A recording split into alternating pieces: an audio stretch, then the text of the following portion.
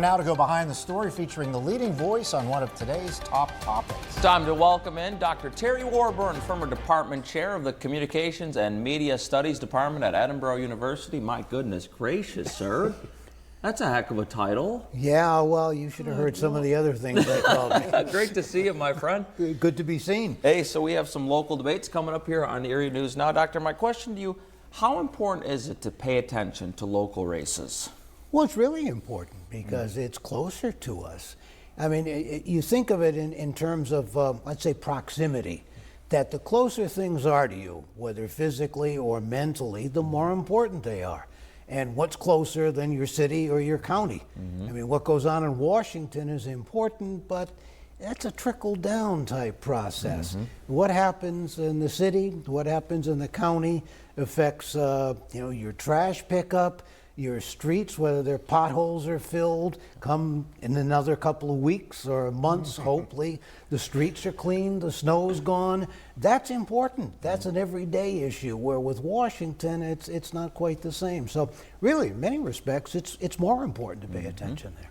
So tomorrow night, 7 o'clock, right here on WICU, the county executive debate between Brenton Davis and his Democratic challenger, Christina Vogel. What are you looking for tomorrow night in that? What do you expect to see, Terry? Well, I think that each candidate has a certain objective to do. One, Davis, is to show that what he has done has been good, is beneficial for the county, and he will continue that. Vogel is the new voice, and to say, the old ways, or at least the previous ways, haven't been working.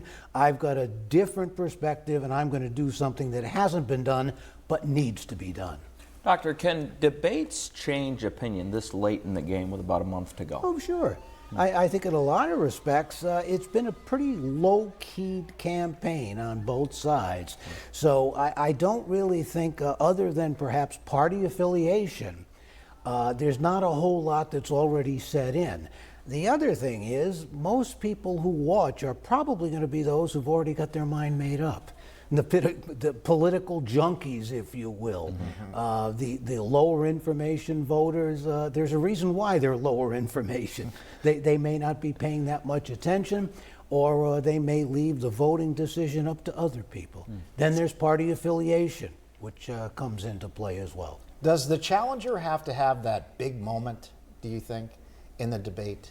Not necessarily. Or big moments overrated? Yeah, I think that kind of flash of lightning and say, that my gosh moment, I think that's overrated.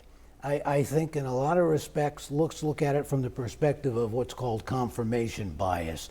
People hear or see what they expect to hear or see. And so supporters of each candidate are going to say, yeah, that's right. And for the other one, no, that's wrong. And a lot of times it solidifies the perspective rather than really changes minds. It is great to have you back again. You'll be back with us on November 4th. So I hear. Yeah, my agent tells me that the Bentley will be around to pick me up as usual. That free agent signing. Unless Tyreek Hill is. Thank you, sir. It's good to see you.